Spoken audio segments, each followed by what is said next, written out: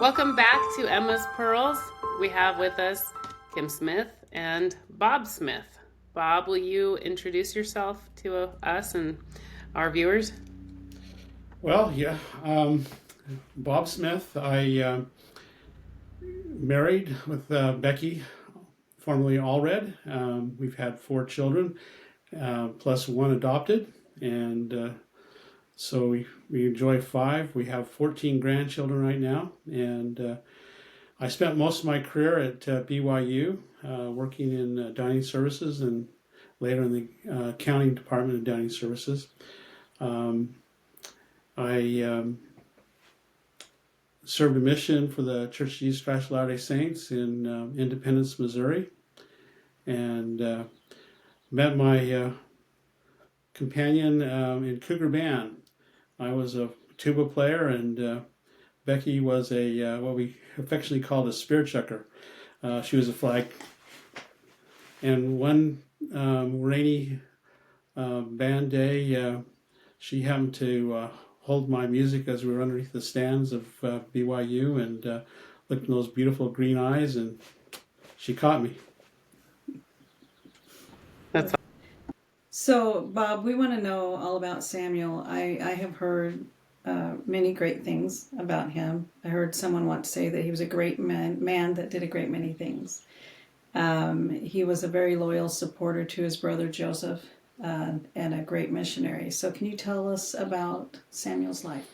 Yeah, the things I think about is John Carlos called him faithful as a son. That's pretty faithful.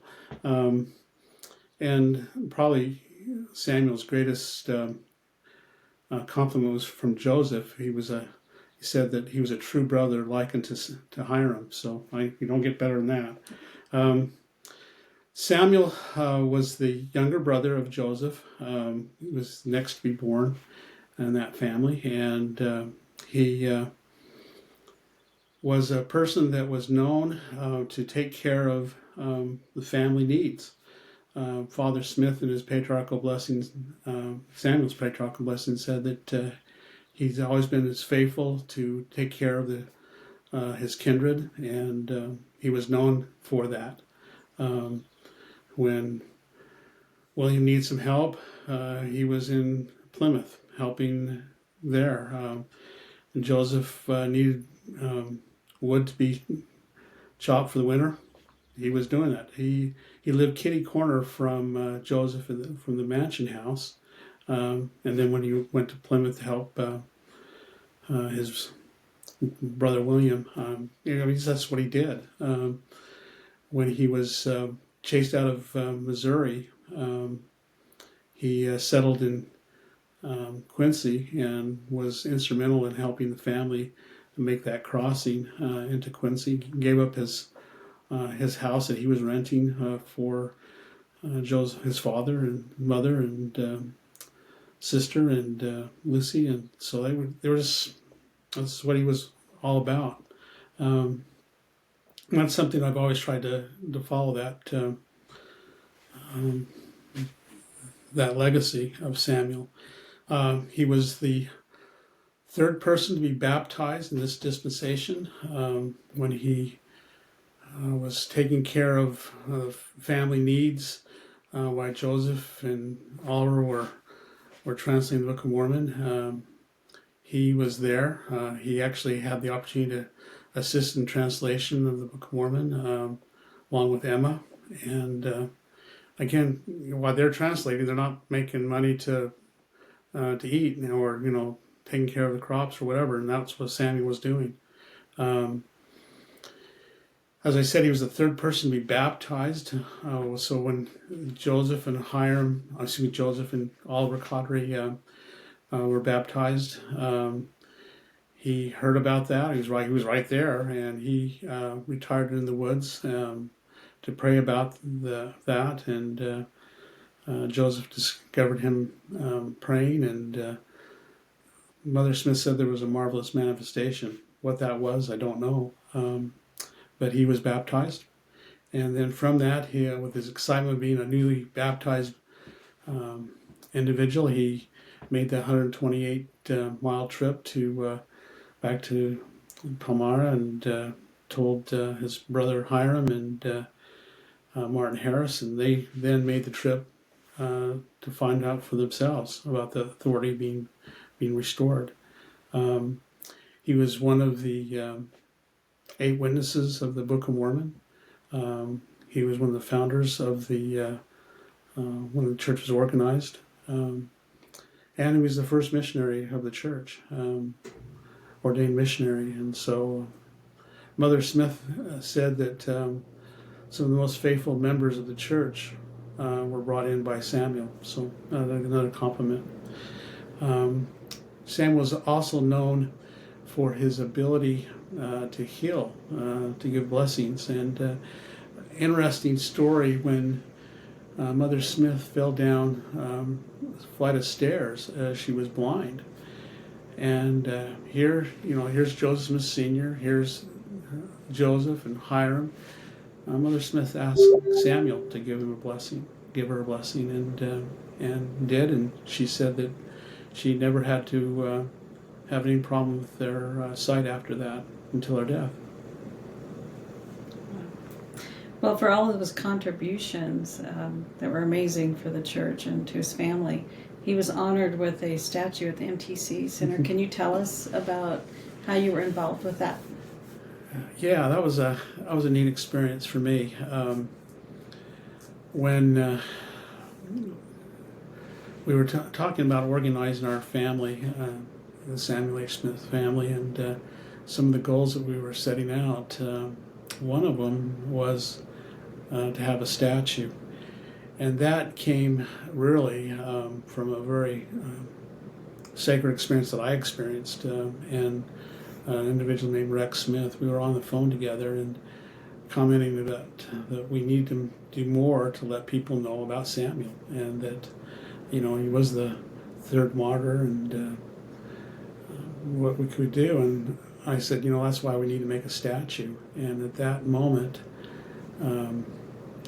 I had the experience that President Nielsen talks about in October 2016 conference. He talks about having 2 young girls come into his room at night. He did not see them, he did not hear them, but he felt them spiritually and knew they were there, and commented on the instructions that they gave him. Well, in my case, and Rex had the same experience, could be talked about after, but I talked to him as far as the person I felt was in the room with me, and that was Joseph Smith Sr., telling us that statue needed to be built. And so we went to work. In fact, unfortunately, Rex passed away a few months later, and so it was kind of something that I knew I needed to do. And we found a sculptor and kind of put all the things together. Elder Ballard asked me to write a letter to the First Presidency, and which I did, and we got permission to place it in the MTC, and there it is right now. It's amazing. Will you tell us about the martyrdom, and then what happened with Samuel's family and children, and then how you come down through them? Yeah. So Samuel bought about 200 acres of farmland, which is about 4 miles just north of Plymouth. And he had a farmhand with him that was helping him on this farm. It was not a member of the church. And when he went to Carthage, whether he knew that Hiram and Joseph were there, I'm not sure. And he took a wagon, so it wasn't anything that had to be done. So maybe he was just going to Carthage to get some supplies. I don't know. But he was stopped by the guards that were guarding each of the roads going into Carthage, and so he was coming in the opposite way of where Nauvoo is. He was informed that he could not go into Nauvoo because he was a member of the church, and they allowed his farmhand to go into Carthage with the wagon, but would not let him proceed. And then something happened where they found out that he was a brother of Joseph and Hiram, and at that point, soldiers tried to shoot him and kill him, and so he was actually the first one to have shots fired at him. Then he ran back to his farm, which is about 13 miles. So this is a half marathon, and he's not in Nikes. He's in boots.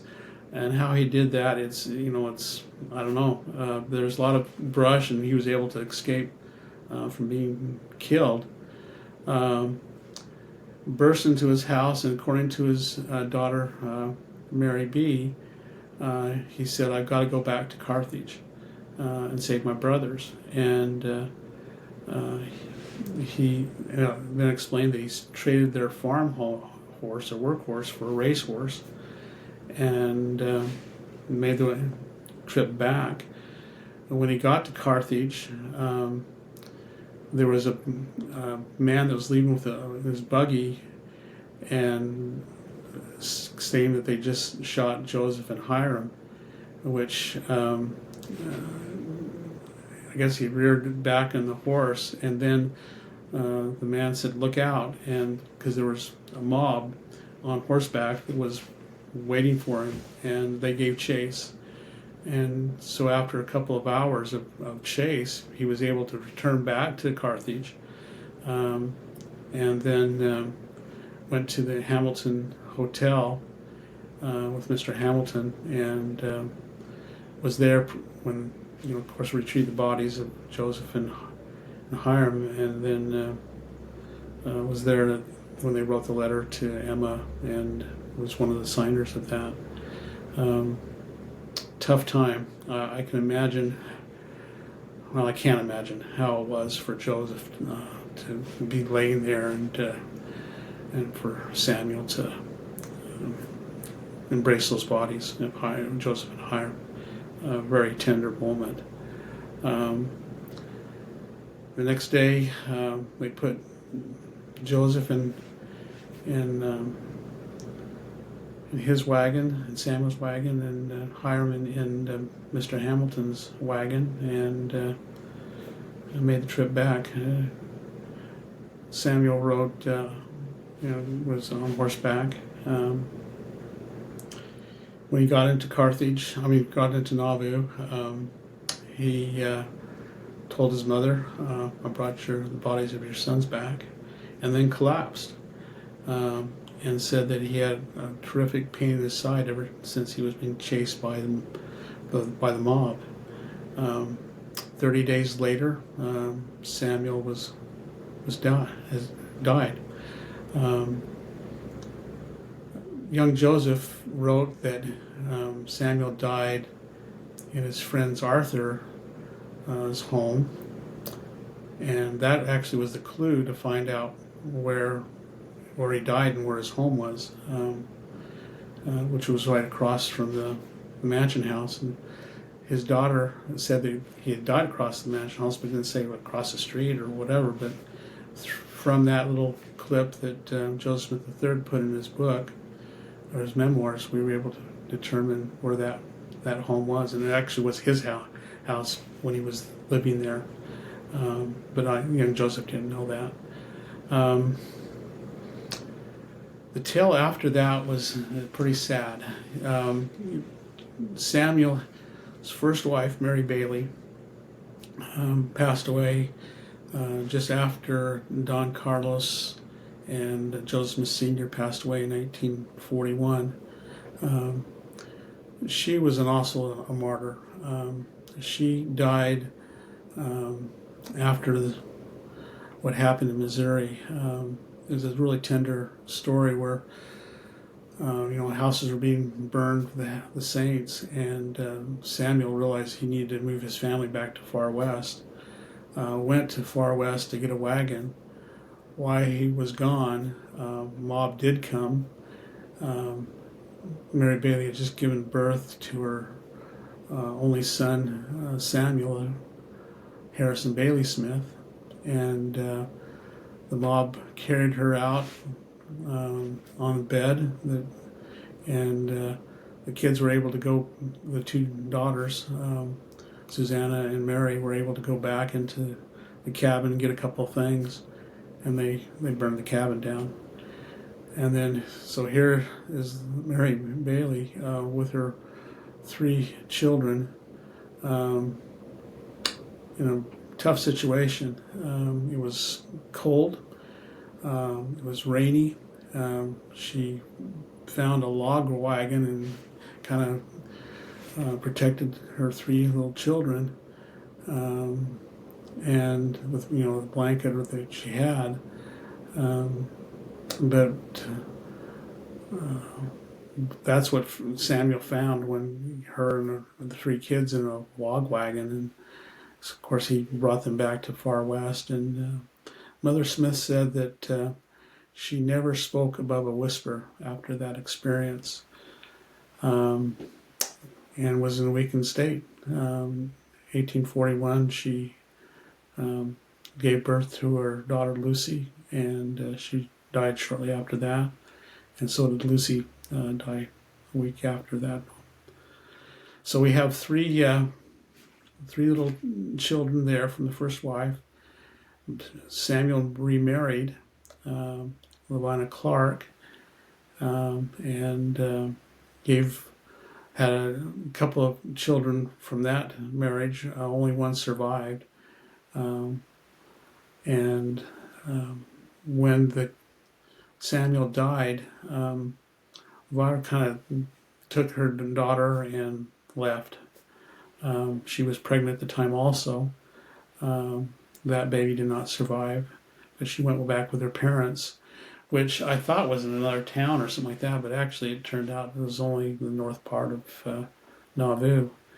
But she really didn't take care of the family, like Mary Fielding did, like Emma did. I mean, Mary Fielding, even though she had, kids from Jerusalem, her responsibility, she took that responsibility and raised them. In fact, there's a really tender story that Emma talks about being just a sad tale. Was the 3 children thought that their stepmom was coming back, and so they were at their door of their house. They were staying with Mary Fielding at the time. Well, Mary Fielding sent someone over to get the kids, and I think it was probably John. And they said they weren't leaving because they were waiting for their stepmom to show up. Well, John went back, told Mary Fielding about that, and she said, "No, just let them be." And little Mary B tells of how that when it started getting dark, Mary Fielding went back there with I guess soon John, and carried those 3 children. I mean, John carried one of them, carried them back to her house. And one of the things that I've been involved with is the last 12 years is digging for I Dig Nauvoo, and I know where they lived. And so for Mary Fielding to carry those kids almost 2 blocks, it's just tender. It's just tender. I had the opportunity actually to find Samuel's home and to dig, and there was a few tears when I found a doorknob to that house, realizing that story of those 3 kids. So those 3 kids, little Samuel went west. The second company of Brigham Young was kind of watched over by different family members, I understand. And then Susanna, the oldest daughter, was shipped up to Wisconsin with Mary Bailey's, her mother's sister, and there's where she lived. She later moved to South Dakota, and she was a school teacher. And I don't know. I've often wondered if she was maybe a um, inspiration for the lady that wrote Little House on the Prairie, because one of the stories that happened, how she met her husband, Almanzo, uh, was that she was teaching school and there was an Indian uprising, and Almanzo came in with his horse and rescued her, and they were rode, way against the. I mean, that sounds like a Little House on the Prairie theme right Mm-hmm. there. Um, she lived all her life there, did not have children. She joined the community, well, the RLDS church, just shortly before her death. Little Mary uh, lived with Emma and was a caregiver for her grandmother, Lucy, and did that until shortly before Lucy's death, where um, she decided to, uh, how they put it, it was Sister Murdoch, daughter Oh, Julia. Julia, said she got involved with an ill-advised wedding Mm. and moved to St. Louis, and there for a few years. Had the opportunity to have Frederick come down and, Alexander came down and visit her. He wrote that in a letter, and she then moved to Idaho and uh, lived until her death in Idaho. Again, no children from her marriages or whatever. And then little Samuel. That's where all of our descendants of Samuel come from. Um, he was married uh, 4 times. He had 4 wives, and from that had a lot of children. He kept close contact with his cousins. In fact, we kind of think that the families of Samuel and Joseph didn't communicate. No, they communicated a lot. In fact, in the case of uh,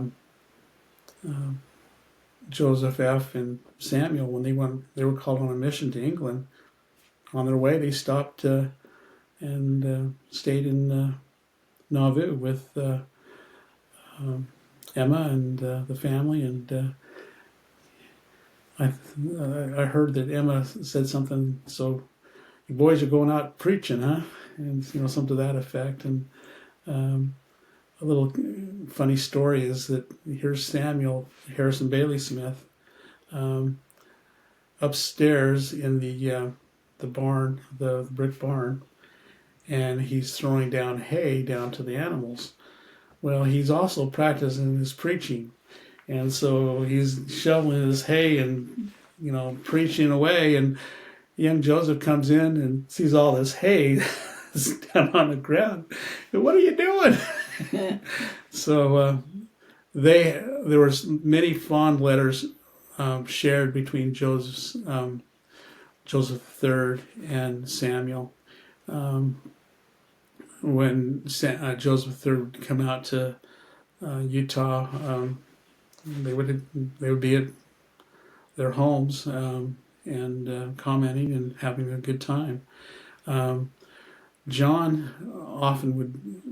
On one occasion, it was John and Samuel were together with Joseph the third, and of course there was disagreements, but it wasn't something that was a lot of tension. Right. Contentious. Yeah, it wasn't. It wasn't that way at all. In fact, Joseph III writes a letter to Samuel just before his death and Samuel's death, and says, I have a feeling we're both gonna be leaving this earth pretty soon. So it was a good relationship there. So you mentioned I Dig Nauvoo when you were looking for Samuel's property. Can you tell us a little bit about how that got started? You're the co-founder, director, and what your mission is with that and other projects you're working on. Yeah, when we created the Samuel H. Smith Foundation to raise money for the statue for Samuel, we established, we met as a family. I purposely made sure each family branch was represented, and we met together and uh, established three basically goals. One was the statue. Two was, well, actually, the first one was to find all living descendants of Samuel to the statue, and three, find the final resting place of Samuel. Um, in that process, I called up Locke and said, "Hey, Locke, we want to find the burial place for Samuel." And he at the time said, "Lots of rock," but he didn't give us any chance of finding it. And then later on, he gave us a 90% chance, and we found where he's buried. Um, but in the process of doing that, of finding that, I met with the person that did the ground penetrating radar back when they found Joseph Sr. and Lucy's grave. He wasn't willing to share any of the data, and he actually didn't get very far in the cemetery. Now, one of the things that one of the clues we had for where Samuel was buried was the fact that my grandfather said that Samuel was buried just north of the place where these lilacs were, and he identified where Joseph Smith Sr. and Lucy Mack were buried. He also made an interesting comment. He said that the graves were facing north and south, and he got some criticism. I remember saying, "Well, everyone knows that graves are east and west," but he was very firm about that. He was very firm as far as there was a group of lilacs, and where Joseph Smith Sr. was buried, and then Sam was buried, and Don Carson. He also mentioned Mary Bailey was buried there too. So anyway, realized that we needed to do some more ground penetrating radar. Asked a couple of people at BYU and in the archaeological department, and then they suggested I go see a guy in the geology department, and I go meet Professor McBride and tell him our situation, and he says, "Hey, I'm going to Nauvoo to do some ground penetrating radar. I'd be glad to do that." And so I had the opportunity to lay out in grids the entire cemetery. So we did ground penetrating radar for the entire cemetery, collected the data. The data was very clear. In fact, Ben Pickles was a professor at Potsdam at the time. He now is the director for historic sites. But he made the comment that it's a mass grave right where Joseph Smith Sr. and Lucy Mack, just where my grandfather said. And we found another really neat clue, and that was a picture that was taken by George Anderson. George Anderson was a guy that lived in Springville. That's where I'm from, or that lived. And he was called on a mission to England. And on his way, he was a photographer. He stopped at all these church sites and took pictures. So, of Crooked River and all these different places. When he came to Nauvoo, he actually took a picture of the cemetery. Now, what's interesting is that his helper that he had in Springville was the granddaughter of Demick Huntington. Well, Demick was the one that buried the bodies of Joseph and Hiram the first time. And so here he's taking pictures of the cemetery. And what he did, we recreated the picture. He actually got permission to get on top of the Joseph Smith III edition and down where Emma's marker was. And there was Sister Benyon, who was the mission president's wife. She had a companion that was over by Arthur's grave, and then there was another missionary. In fact, there was several missionaries. There were for a couple of days, but there was only 2 sets the day, May 5th, when they took the picture. And as I looked at that picture, I thought, well, where's his companion? And I blew up the picture because of what my grandfather said about the lilacs. And there in the middle of the lilacs is this elder marking a grave. And what's interesting, you can see the ground is actually elevated, and it's elevated going north and south. Well, what was that? Well, we found a letter that was written by Mercy Thompson. Mercy Thompson was Mary Fielding's sister and the wife of Robert Thompson. And she was reading in the Deseret News, and in the Deseret News, the Jensen P. articles, which were history little sections, Jensen says that they don't know where Samuel and Don Carlos is buried. Well, she writes a letter to her nephew, Joseph F. Smith, and says, what do you mean they don't know? We put a stone there. We put it upside down, and we only put the names of Samuel and Don Carlos, and then Robert Thompson. And we put it upside down and put some dirt on, and she said, I wonder if they've uncovered that, because they were afraid that the bodies would be, messed around with, and so that's why they covered it. So we had that evidence, and I just realized, my grandfather had said that he had gone to Nauvoo with his father, and now I realize what he was seeing. He was seeing that what that picture was showing, the raised earth from that marker that was marking Samuel, Don Carlos, and Robert Thompson. And that's why he thought the graves were going north and south, because it was a marker. He didn't realize it was a marker. And so that was really, really neat. So in the process of all that kind of stuff going on, Locke invited us the next year to help look for the privy in the Nauvoo house. And in the process of that, brought the BYU people back out. Actually brought a class out, and they invited me to feed the group, because I was in dining services and catering manager, and also I was hoping they would do the ground penetrating radar for Father Smith's home to see where that was at.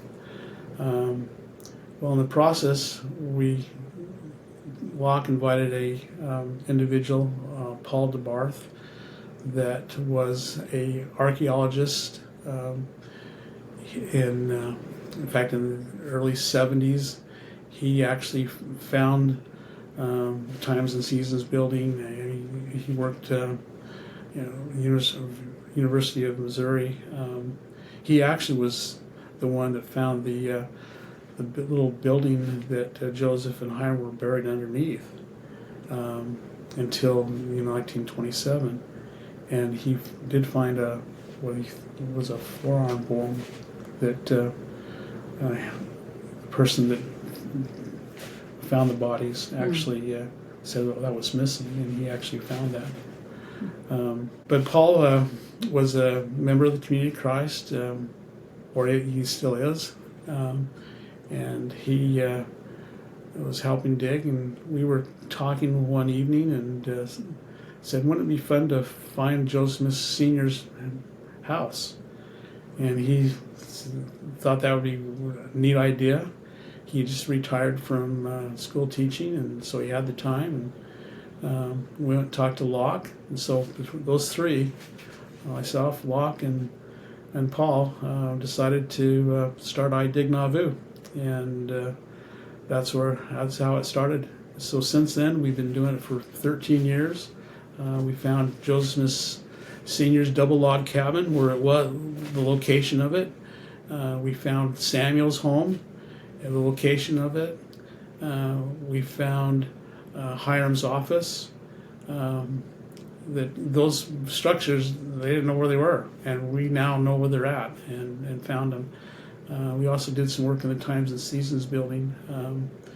And then when that acquisition happened with the church buying the property, that kind of slowed iDig as far as doing on church property. But we did finish last year the Hiram office by using a field school, Western Illinois field school. And they actually finished that project, did a great job. Really appreciated them. This year we're digging off-site of in a church property. We're actually digging at an individual's home that they found a foundation. So we're doing William Sears' house. Fun. So Very good. Well, interesting tidbit about the Nauvoo house privy. I was going through my grandpa Arthur's photographs that he had, and there was one of a little small building with 2 doors and some fancy lattice on it. And I showed it to Lot Mackay. I said, "Do you know what this is?" I said, "I've been trying to beat myself up trying to figure out what this is." And that's what it turned out to be, was the privy, which back in the day, a 2-holer was pretty fancy. yeah, and in fact, the mansion house had a 3-hole, so that really was there. Wow.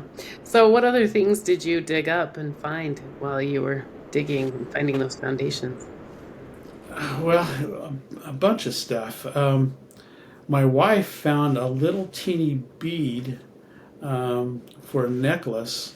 That how she found that, I still don't know how she would find it. What we did, Locke mentioned that he'd love to have a stone step at the homestead, because what they had right there is wood, and that's not what was there, because young Joseph talks about being on the stone step when they were dynamiting the well, and a piece of rock came and actually hit the brim of his hat. Could have killed him, but he said he did it on the stone step. And so we got together and we donated a stone step for the homestead. It's there now. But before we wanted to put that stone step there, we wanted to make sure that we wasn't uncovering anything, and so we dug underneath that, and in the process, my wife found that little bead.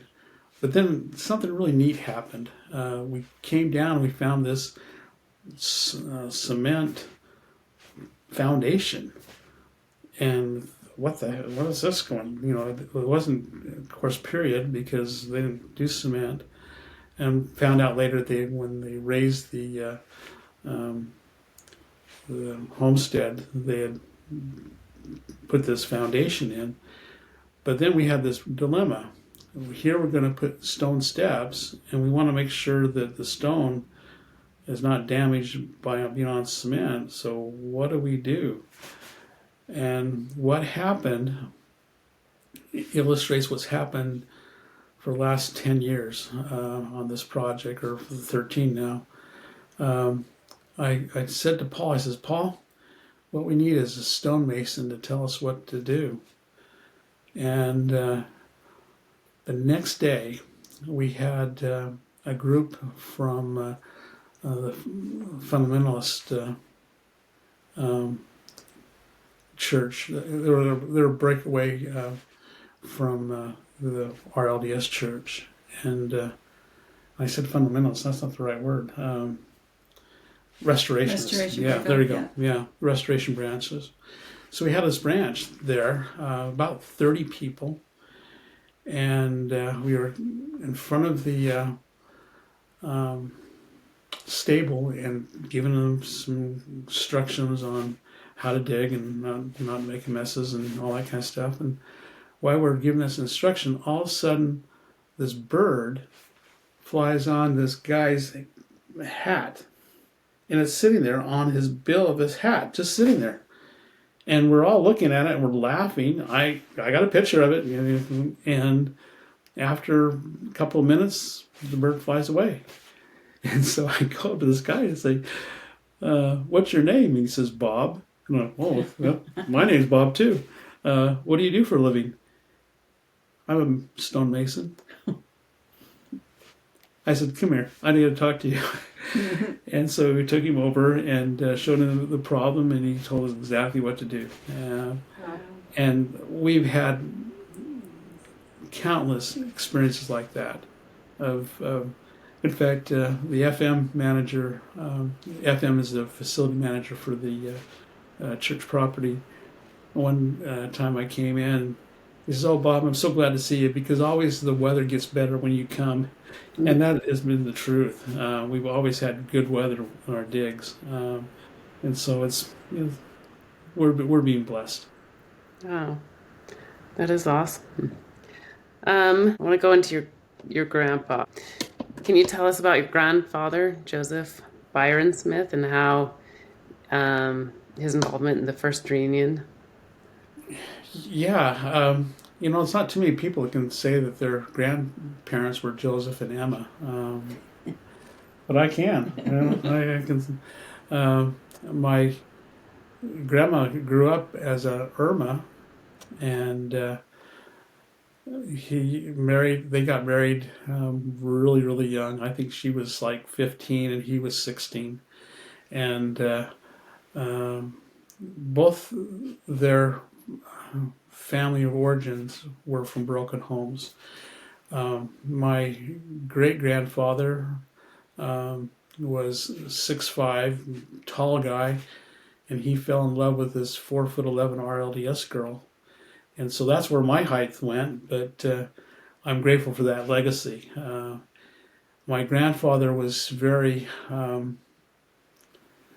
no, he'd go stay with his dad, and then he'd go stay with his mother in California, and that was a hard time. He loved both of his parents very dearly, and in fact, his father actually joined the RLDS church for a while and kind of went back and forth, and finally, when he just wanted to stay in the LDS church, that's when they split up. But in that process, my grandfather had the opportunity to go to meet young Joseph, and we know that happened because of a letter that young Joseph wrote to his son Israel, saying, "Hey, I want you to come down to Independence and meet Joseph Bailey Smith," and he brought his little son Byron, little tyke. I think he put the word tyke. But he said he wanted to come down and see him. So my grandfather had a great legacy, opportunity to meet some really neat people. And during that time, he said that he had met Wallace Smith, the prophet of the W. Wallace Smith, the prophet of the RLDS church, when they were boys. He said he played with them. My grandparents always prayed for unification of the family. When you think about how our family was affected by the deaths of Joseph and Hiram and Samuel and Don Carlos, only William was left, and William was having his own problems at the time.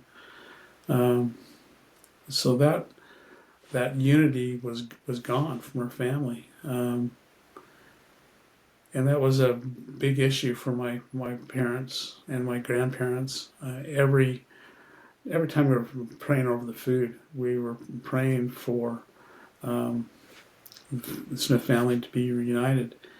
And I didn't realize at the time um, why that was such an important thing for them.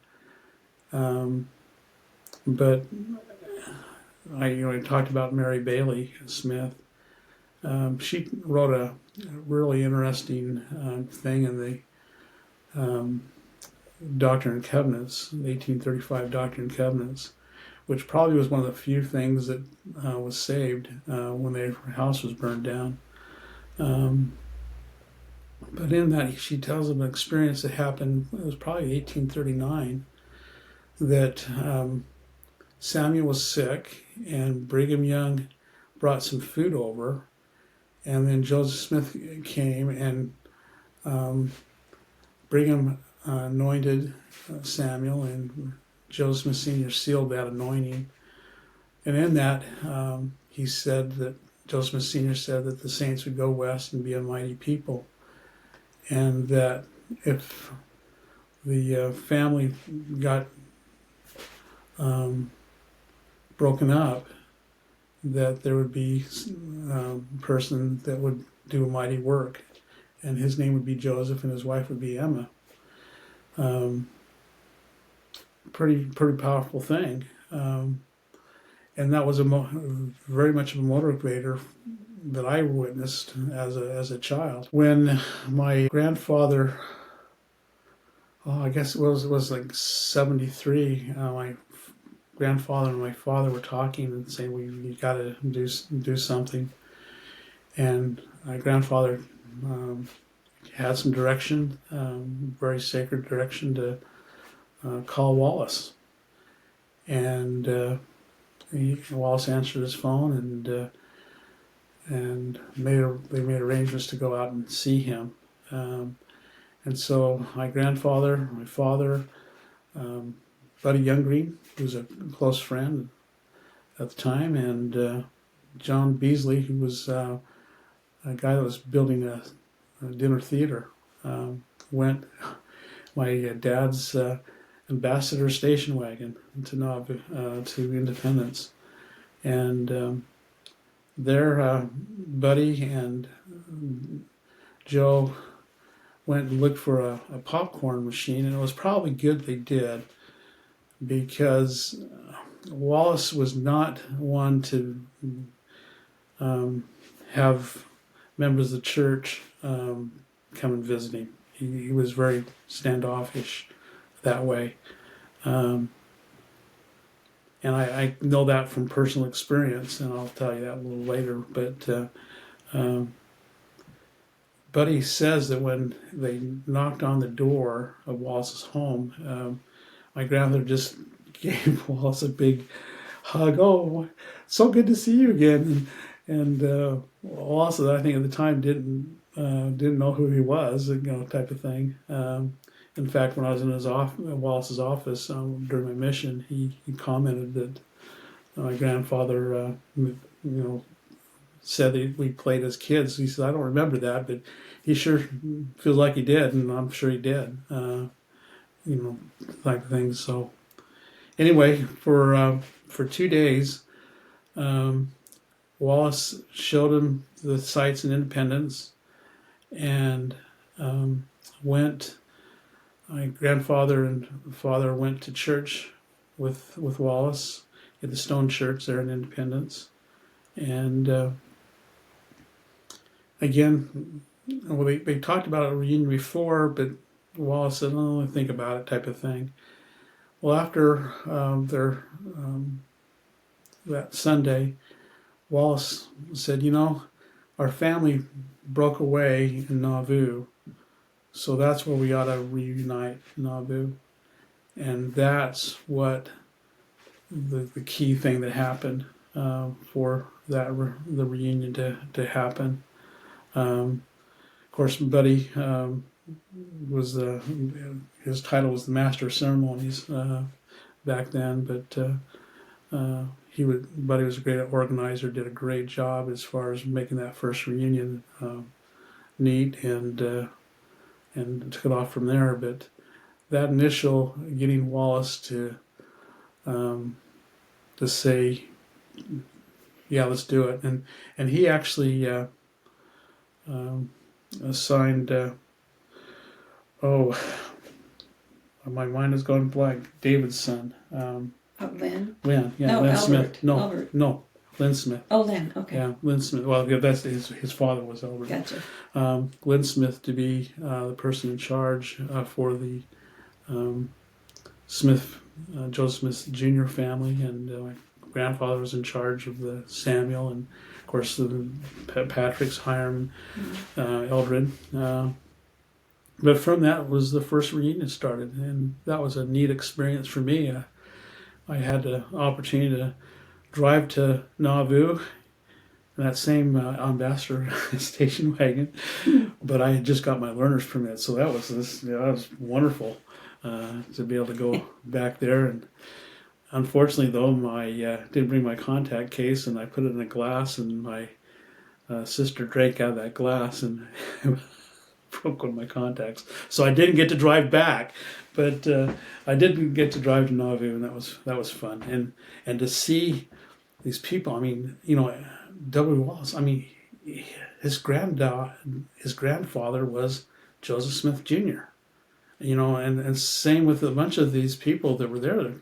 Their grandparents were Samuel, and so it was a neat experience to be there. And I actually had the opportunity to meet Tony Kai, which came in play years later.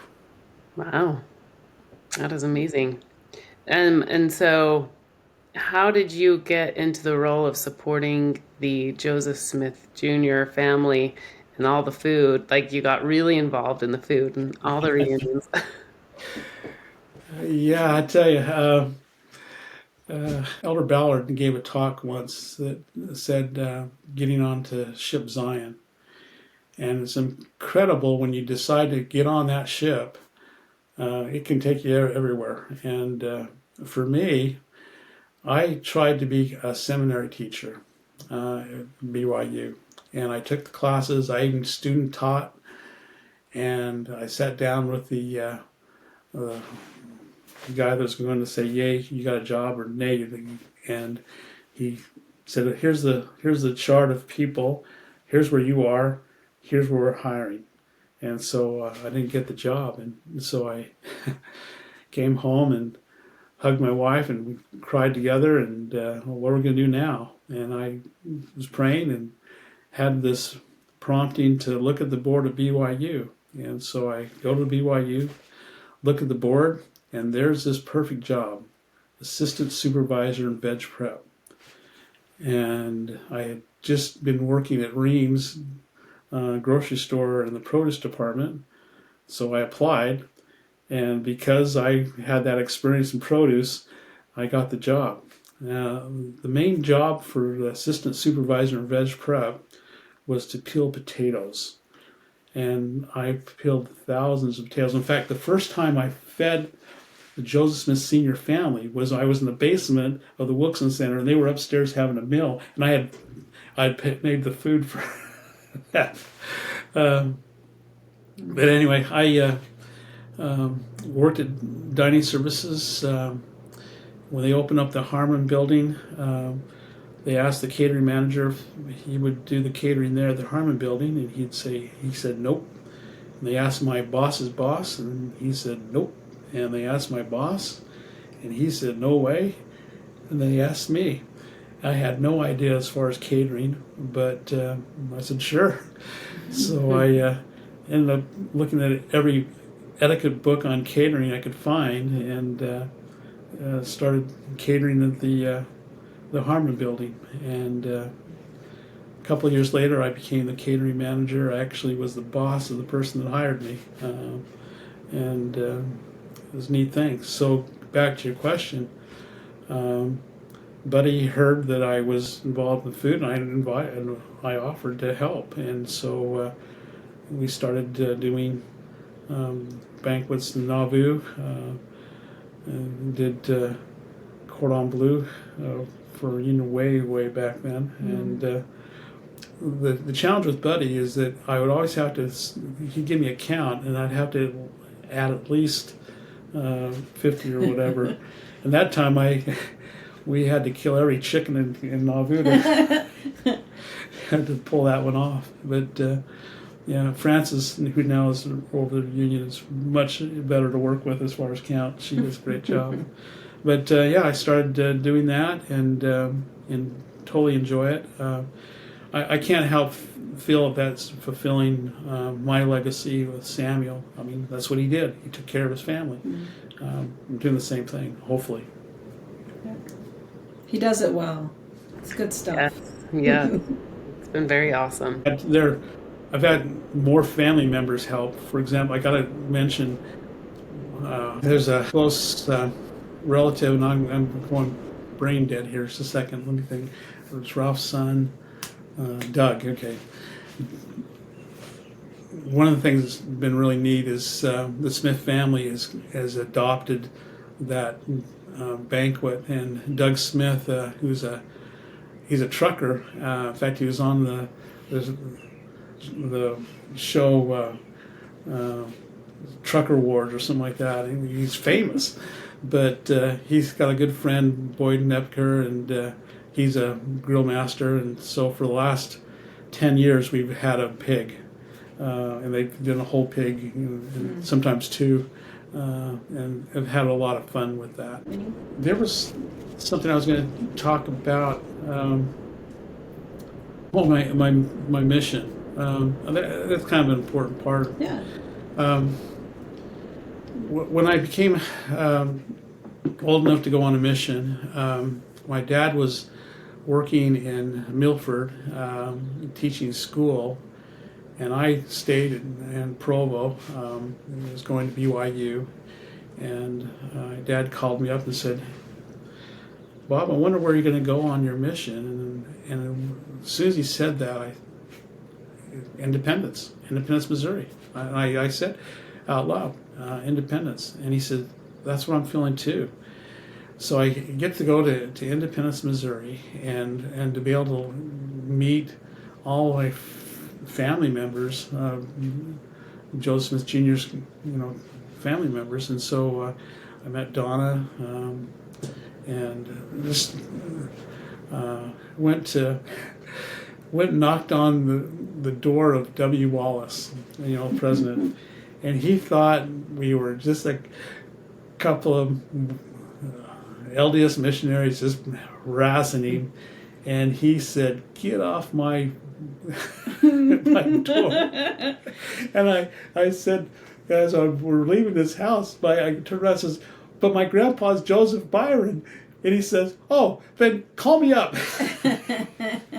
And so we made an appointment, and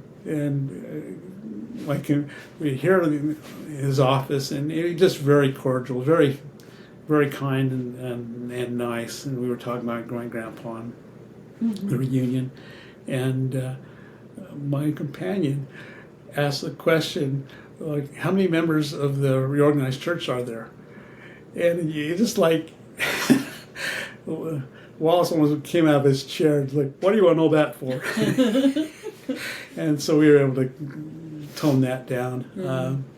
But one time, Wallace was invited. They had a pageant in Independence, and my mission president invited Wallace to attend it. And I saw him, and so I came up to him, and I had been in Independence now for 13 months, which is a long time in one area. And I went to President Smith. I said, "President Smith, will you talk to President Johnson about keeping me in Independence?" And so he turns to President Smith and says, "Hey, can you keep Bobby?" Which didn't do me any good. Keep Bobby in Independence. And President Johnson kind of smiled and laughed. And so the next day, I happened to be in the office, and I said to President Johnson, I said, "President, you heard President Smith tell me to tell you to keep me in Independence. And he looked up from his desk and he says, well, if the prophet of the RLDS church tells you to keep in Independence, I better send you out right away. So I got transferred to Omaha, and which was great. It was a great opportunity and a great way to finish off my mission. But the other thing is, I made a point to go visit all the relatives that I could, and one was meeting, Tony Locke's parents, and we went over there on a Sunday with my companion, of course, and the kids were jumping on the trampoline, and my companion takes off his shoes and gets on the trampoline and starts jumping. And it's a Sunday afternoon, and I'm thinking, Elder, what are you doing? But he's jumping on, and we had a nice visit. We went to church with him a couple times, and just a good visit, And years later, I was talking to Locke, and I said, well, I went to your house. And Locke looked at me and says, are you the missionaries that were jumping on the trampoline? So everything that I said against Elder Buckner at that time, I take back. I'm glad he jumped on the trampoline, and but it helped later on in developing iDig and the relationship with Locke. We did create a monument, marker for Samuel and Don Carlos and Robert Thompson. We have it now. We've not been given permission yet. We look forward to that. Be able to put that on, and hoping when things are transferred that will happen. So I have to ask. You were so sure you were going to go to Independence, but this was back in the day when you got your mission call in the mail, right? So when you were opening that envelope, were you nervous at all? No. You just knew you were going. That's awesome. That's wow. The experience. That is awesome. Thank you so much for joining us. I do have another question, or more of a, what would you say to all of your cousins and family through the Joseph Smith family?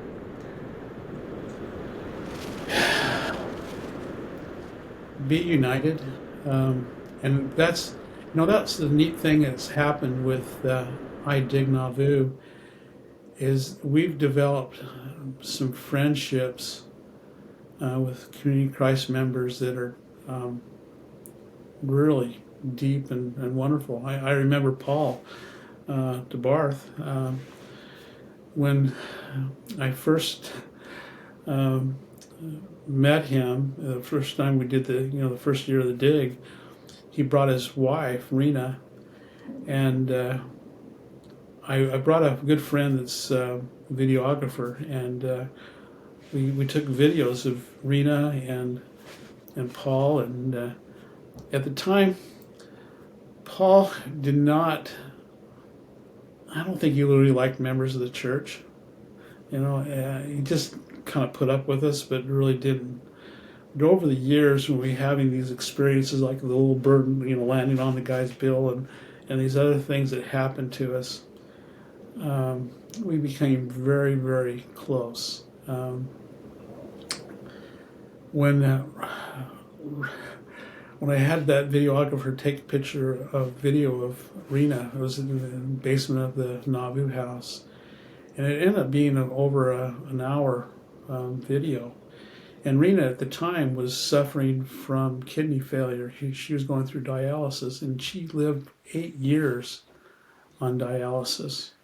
And then she was able to get a transplant, and she lived 3 years after that. So about 2 years ago, Paul informed me that they lost Rena, and it was crushing for all of us. I got that video that we had taken of her, and I sent it to him, and he didn't realize he had hung up the phone, and I get to listen to him as Rena's talking, and just bawling, and of course I'm bawling too. But that's the kind of friendship we've had. From that, with our I Dig Nauvoo, we had a problem because we would stay in like the Nauvoo house, and if Locke rented that, we're there for free, but we'd have to move. There was one summer we had to move 4 different times, and it was just kind of crazy. But to pull off an archaeological dig and pay for housing, there's no way we would pull it off. Um, there's a person named Robert Cook, who's again a Community Christ member, a very close person to us, and he offered a part of Camp Nauvoo. There was a house called the Retreat House, and he offered to allow us to stay there, and then actually we worked out a deal that we were going to lease it, so we would be a paying customer and not be kicked out. Well, Robert came to me after we started remodeling stuff and putting money into the facility. Came up to me and says, Bob, I'm concerned that if the Community Christ decides to sell this, you're going to be out this money you're putting in. How about we sell this property to you, and then when we need it, we'll just lease it from you instead? I said, sure. And then another miracle, we had the money that we needed to put down on this, and bought this property. And it's now become a symbol. And in fact, let me just back a little bit. They had to have a vote. The apostle in charge of the area said you need to have a congregational vote, an area vote. And Robert at the time was the mission office president, which is kind of like a stake president. But they got together and had this vote, and there's 4 people that did not want to sell it to the Mormons. And I was told that was said, it's not the Mormons, it's Bob. And so, they sold us the property, and we owned the property. Now, I say that because that property for me is for Joseph Smith descendants to connect with their legacy. We've already had descendants come and stay here at our facility. We have them do service, and we don't charge them. And they hopefully can link to this wonderful place, this very special place. And so here we have this wonderful facility now, and we're continuing to remodeling it, and we got some big plans. Joseph Smith's double log cabin. We're going to break ground this fall. And the neat thing about it is the logs to build this double log cabin we already have. It was given to us. And it was just because it was kind of like a little birdie thing. This neat thing happened, and so we have all this lumber that is ready to build this cabin. So do I say to the Smith family, let's be united. Let's be a family. And my grandfather was very adamant of never preaching or so that's not the place for reunion. It's a place to develop ties into friendships and kindreds. So that's what we're doing. Love that. That's great. Kim, do you have any other questions? Thanks. Thank you so much for joining us, Bob Smith. And thank you, everybody, for joining us. And we will see you next time.